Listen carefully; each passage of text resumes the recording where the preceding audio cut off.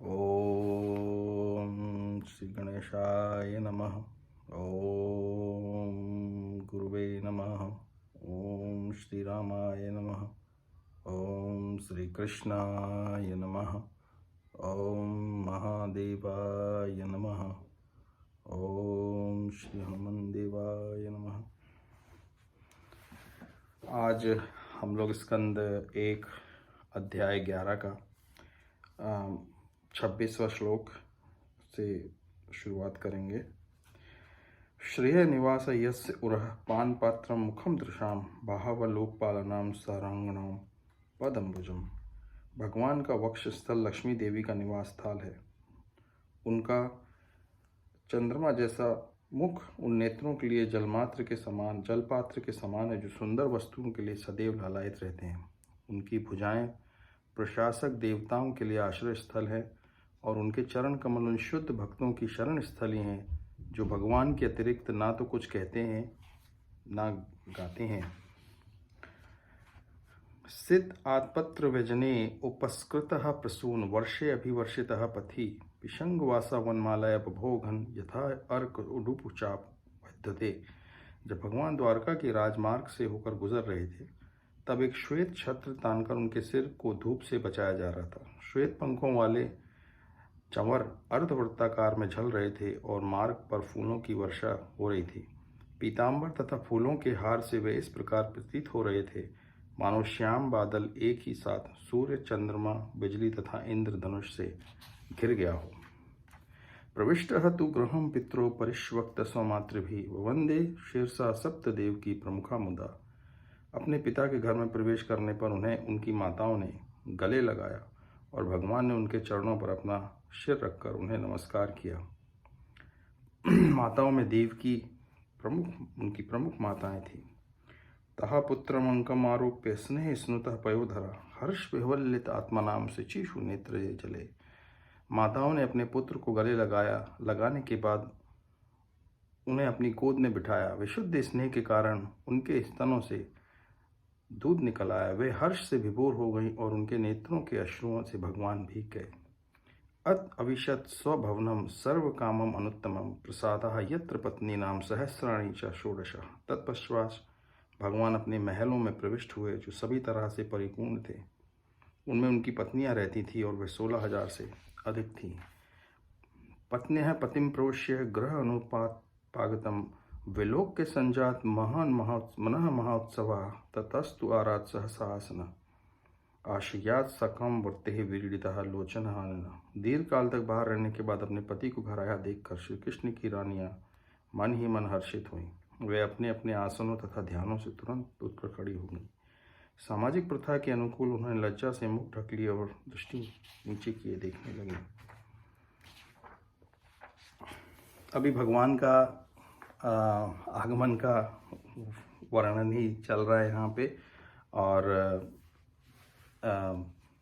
इसमें आगे एक जगह पे आता है जहाँ पे नारद जी को ये कौतूहल होता है कि भगवान इतनी सारी रानियां हैं भगवान की और द्वारका में भगवान अभी किस तरह से अपना व्यवहार कर रहे हैं। मतलब एक गृहस्थ की तरह रहते हैं तो किस तरह से वो भगवान अपना वहाँ पर व्यवहार कर रहे हैं। तो उसमें भगवान की लीला में ऐसा था कि जहाँ पे वो देखते हैं कि भगवान ने अपने आप को जितनी रानियां हैं उतने ही अपने आप को उसमें उनने बना लिया है, उतने ही रूपों में अपने आप को परिवर्तित कर लिया है। 16,000 रानियां हैं तो 16,000 उनने अपने आप को 16,000 कृष्ण बना लिए उनने। और वो जहाँ भी जाते हैं नारद जी देखते हैं कि जिस महल में भी मैं जाता हूँ तो मैं देखता हूँ श्री कृष्ण यहाँ पे भी है। मतलब वो सदा उपस्थित रहते हैं अपने माताओं के लिए, अपनी पत्नियों के लिए। और कहीं पे वो देखते हैं कि वो अपने किसी पुत्र की विवाह की बात कर रहे हैं। कहीं पे वो देखते हैं कि वो राजमहल में बैठे हुए हैं। कहीं देखते हैं कि वो अपनी माताओं के साथ बैठे हुए हैं। तो उन्हें बड़ा विस्मय होता है कि भगवान ने कैसी ये लीला की हुई है कि वो अपने आप को सर्वत्र उनने फैला के रखा हुआ है। तो ये परमात्मा के लिए संभव है, आ, आ, सामान्य व्यक्ति के लिए संभव नहीं है। एक पत्नी के लिए ही सामान्य गृहस्थ सदैव स्थित नहीं रह सकता है। तो तो दो दो पत्नी और चार पत्नी और बहुपत्नियों के उसमें तो संभव ही नहीं है। तो यहाँ पे विचारणीय ये है कि उनने सबको संतुष्ट करना भगवान का एक गृहस्थ के रूप में हमारा भी यही सब दायित्व होता है कि हमारे से सुसंबंधित जो लोग हैं या जो बच्चे हैं हम पे आश्रित हैं या हमारे जो भाई बंधु हैं जो हमसे अपेक्षित हैं, हम भी किसी से अपेक्षा करते हैं और दूसरे भी हमसे अपेक्षा करते हैं। तो हमारी अपेक्षा के कारण जो हमारे दायित्व हैं उन दायित्वों का निर्वाह हम गृहस्थ के रूप में करते रहना चाहिए।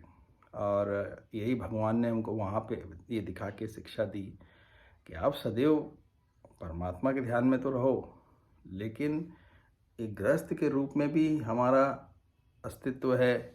माता के रूप में, पिता के रूप में, भाई के रूप में, एक कर्मचारी के रूप में, एक समाज, एक व्यक्ति के रूप में। तो ये सारे दायित्व का निर्वाह करते हुए हम अपना जीवन चलाते रहें। तो इससे ये हम लोगों को एक यहाँ पे एक शिक्षा जैसा मिलती है कि हम लोगों को भी हमारे जो निजी जीवन है उसके जो हमारे निजी जीवन में जो हमारे परिवार है उनके प्रति जो दायित्व है वो तो पूर्ण करना ही है उसके अलावा। लेकिन ये करते हुए हमें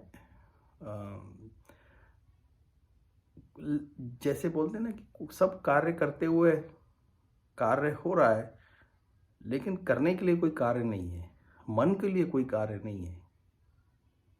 ये सारे कार्य शरीर के संबंधित हैं, शरीर के लिए हैं, मन के लिए इसमें कोई कार्य नहीं है। आपको उसने कुछ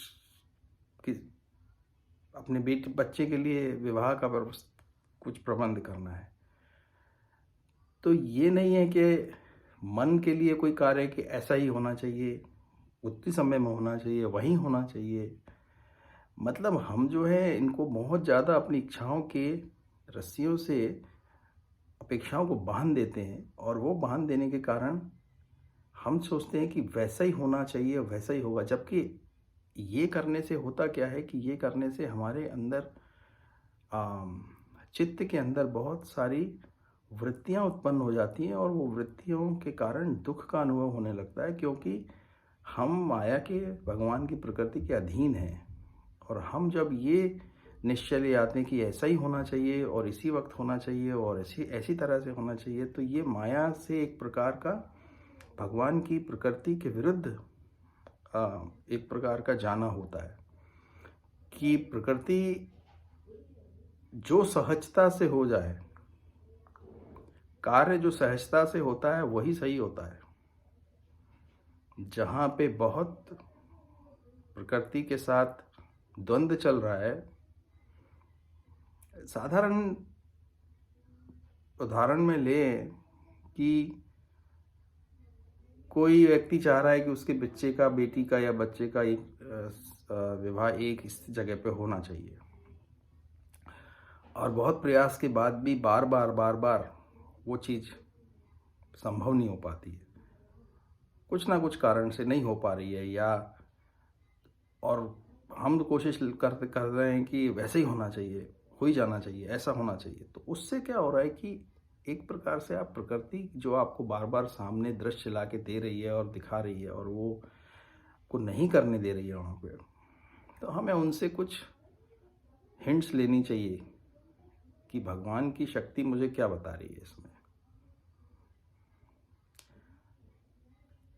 तो जो कार्य सहज, हमारे जीवन में ज़्यादातर कार्य सहजता से ही होने चाहिए, उसमें ज़्यादा विशेष परिश्रम की आवश्यकता नहीं होती है और वही सही भगवान की सत्ता जब ला के देती है तो वो स्वीकार कर लो और उसमें ही वो सबसे सही देती है वो।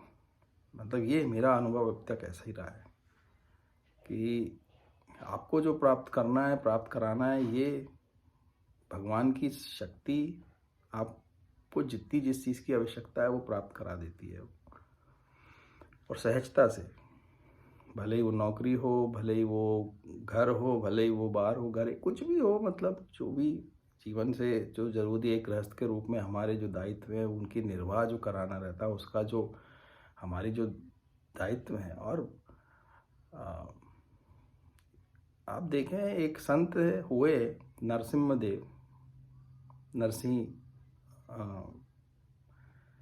नरसिंह भगत करके, वो जूनागढ़ में हुए थे। आज से मेरे ख्याल से शायद 500 वर्ष पूर्व के आसपास, या उससे भी अभी ज़्यादा समय नहीं हुआ, 200-300 वर्ष पहले।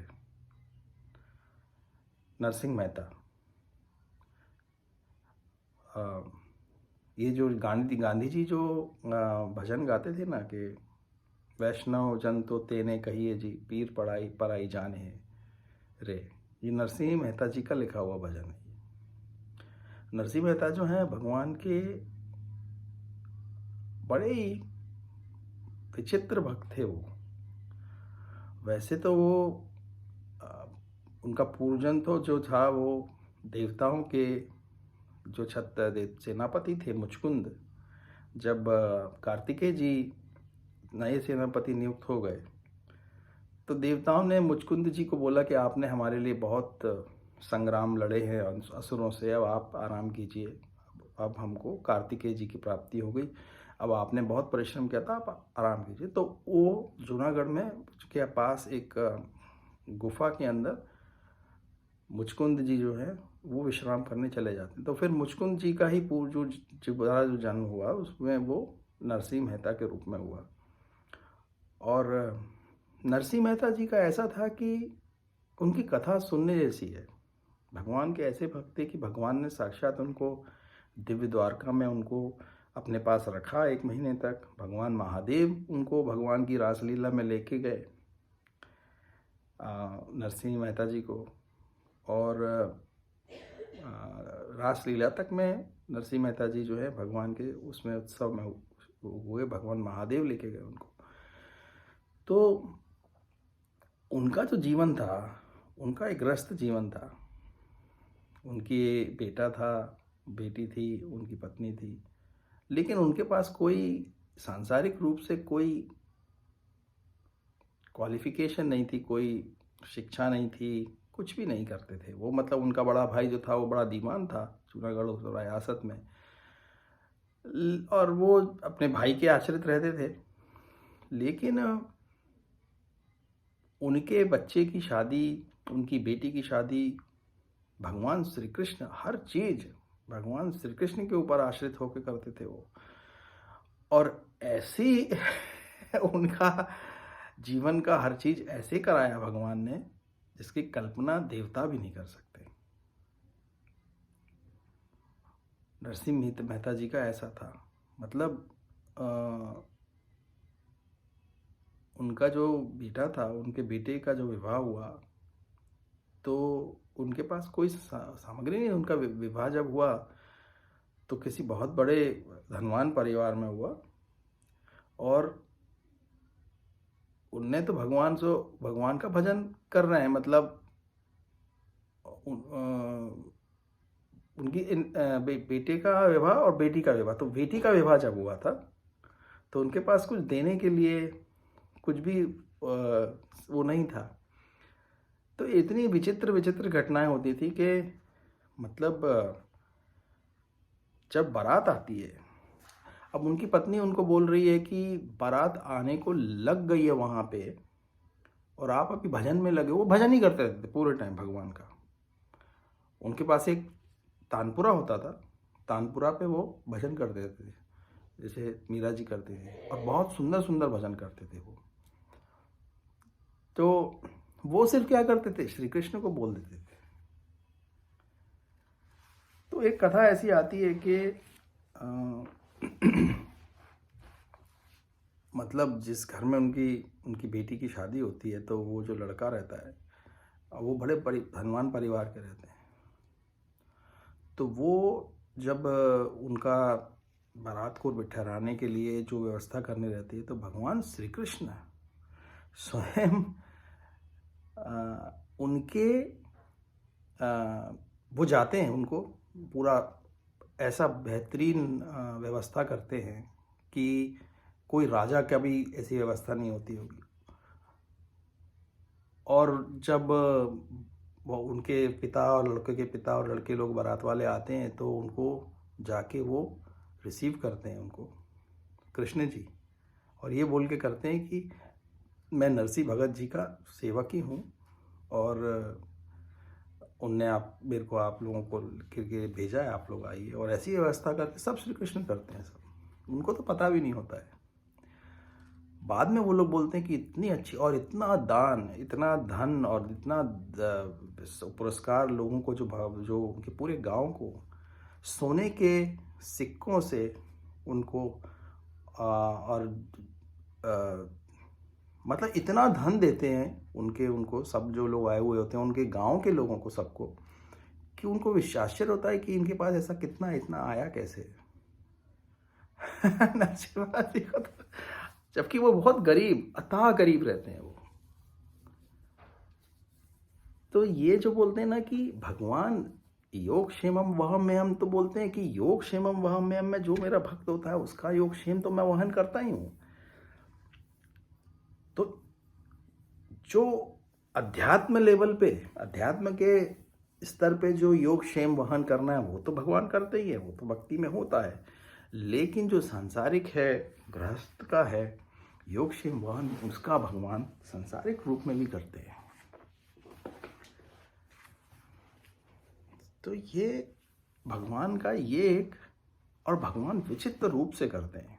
कोई ये बोले कि भगवान सामने तो आए ही नहीं, भगवान तो दिखे नहीं मेरे को। हमको कैसे मालूम कि वो व्यक्ति जो आके मिल के गया था वो भगवान नहीं थे?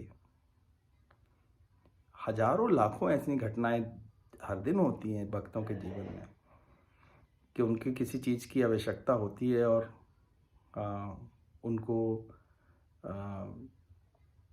भगवान उसकी पूर्ति करते हैं।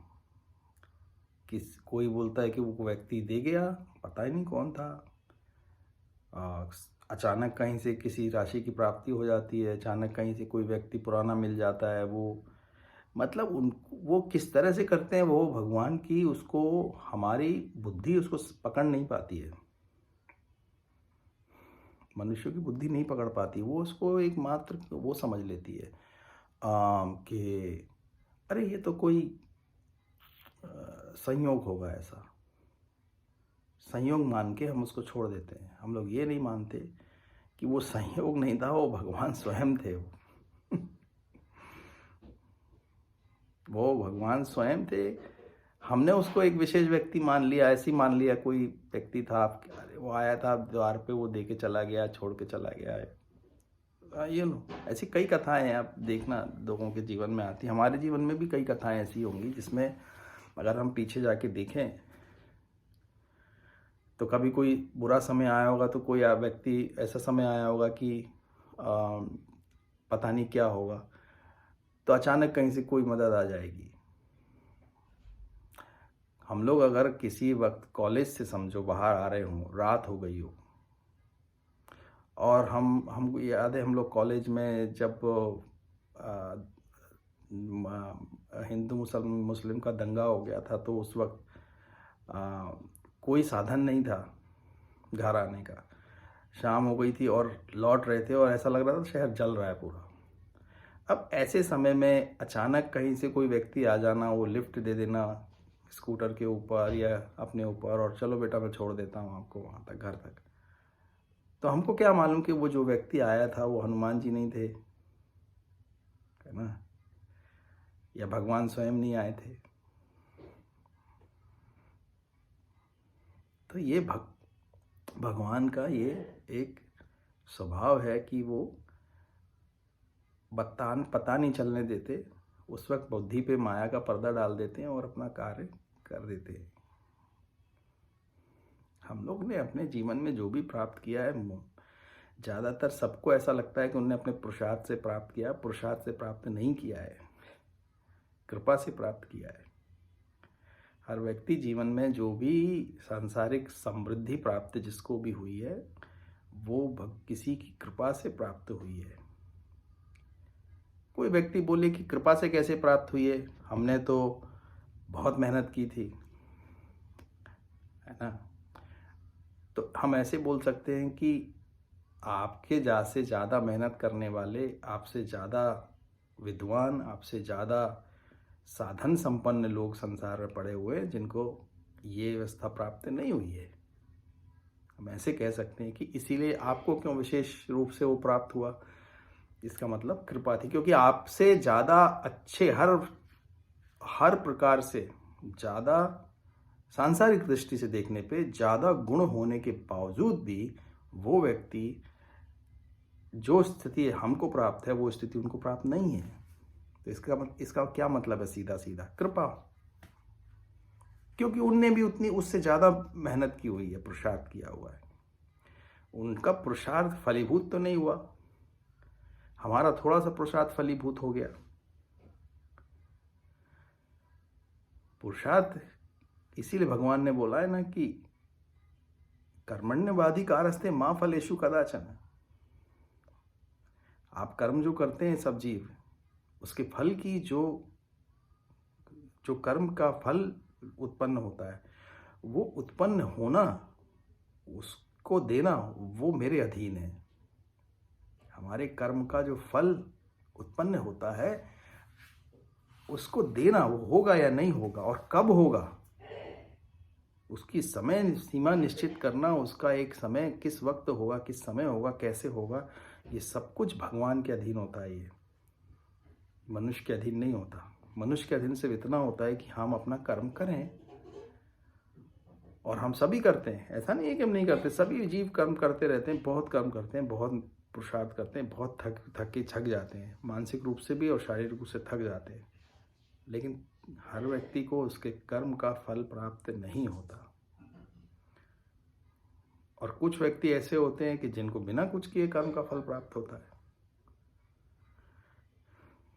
जगत में आप देख लो कितनी विषमता है। एक बालक है किसी गरीब के यहाँ पैदा होता है, बहुत ही बुरी स्थिति में पैदा होता है। एक बालक जो है वो राजा के यहाँ किसी संपन्न परिवार में पैदा होता है।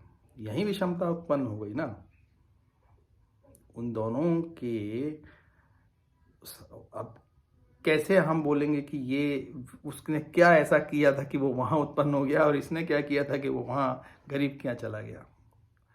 उनके जीवन में अब कितना कठिन उसका होने वाला है जीवन। जो बच्चा गरीब के यहाँ हुआ है उसके तो चांसेस कि वो संपन्नता की ओर पढ़ेगा, 100 में से कितने बच्चे ऐसे होंगे जो जाएंगे वहाँ पे। उनका तो जीवन ऐसे ही जाने वाला है। लेकिन एक युक्ति है,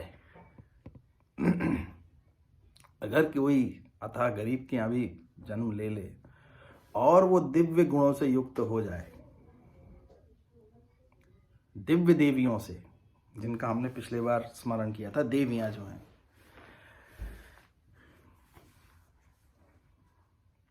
उसमें। और अब वो दिव्य देवियां कौन कौन सी है?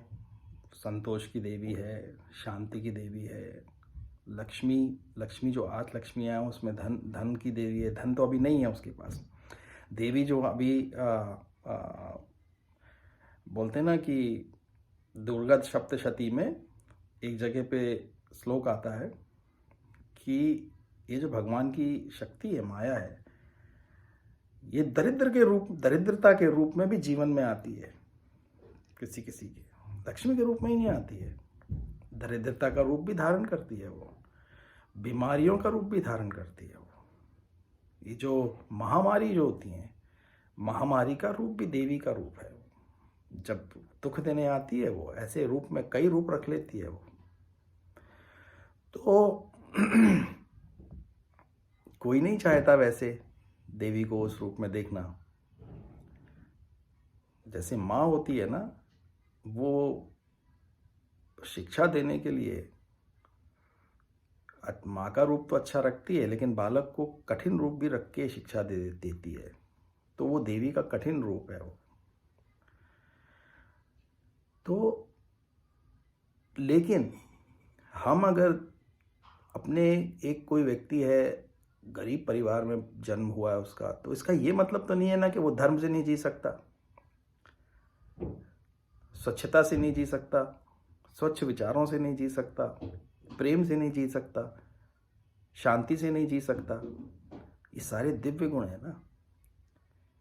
भगवान ने ये बोला है कि मेरा भक्त दिव्य गुणों से युक्त होता है। भगवान के जो भक्त होते हैं वो दिव्यता से युक्त होते हैं। धनवान होने के बाद भी आप में दिव्यता नहीं है, दिव्य गुण नहीं है, तो क्या लाभ क्या है उसका, है ना? उसका कोई लाभ नहीं है। तो जहाँ पे, इसका ये मतलब नहीं है कि कोई व्यक्ति गरीब के यहाँ पैदा हो गया है या बहुत दरिद्रता में पैदा हो गया है तो उसके जीवन में कुछ हो नहीं सकता। बिल्कुल हो सकता है। और अगर आप देखें कि जो लोग दरिद्रता से निकल के ऊपर आते हैं, सांसारिक गुस्से में भी बहुत पैसा या धनवान होते हैं, उनके अंदर ऐसे गुण होते हैं जो ये गुण उनको ऊपर लेके जाते हैं। उनके अंदर दिव्य कुछ गुण होते हैं। भले ही वो अपने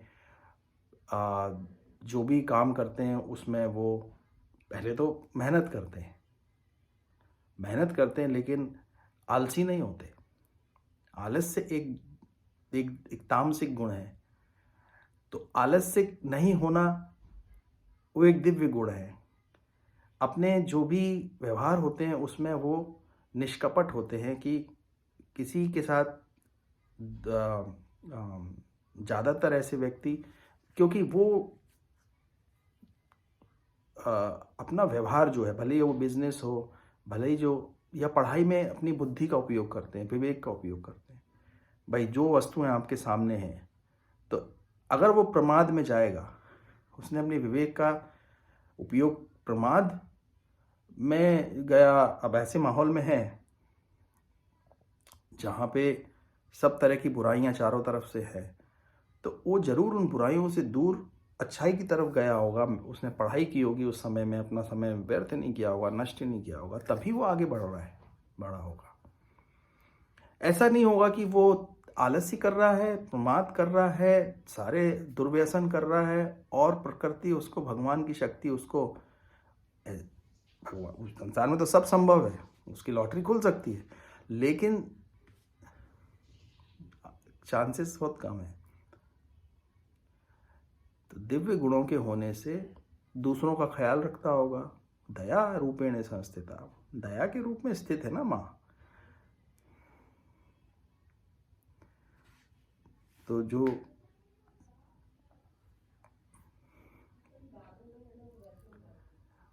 भगवान की जो शक्ति है